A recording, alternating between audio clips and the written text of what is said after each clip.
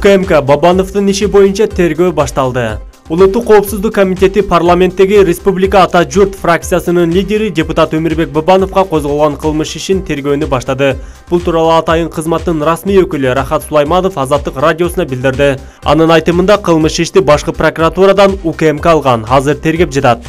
Башкы прокуратура бүгүн Өмүрбек Бабановго жана башка адамдарга кылмыш кодексинин 297 беренесинин 1-бөлүгү конституциялык түзүлүштү күч менен алмаштырууга ачык чакыруу, 299 берененин 1-бөлүгү улут аралык, расалык жана диний кастыктык козутуу боюнча иш козголгондугун жарыялаган. Башкы көзөмөл органдары Бабанов менен кошо дагы кайсыл адамдарга иш козголгондугун кабарлаган жок. Укук коргоо органдары Бабановдун кайсыл жерде экендигин жана кармалдыбы, жокпу деген маалыматтарды да ачык айтышпады. Ал эми депутаттын өзү жана Республика партиясы азырынча бул маалыматка комментарий бере элек. Каналга каттала кетиңиздер, соңку жаңылыктар биз менен.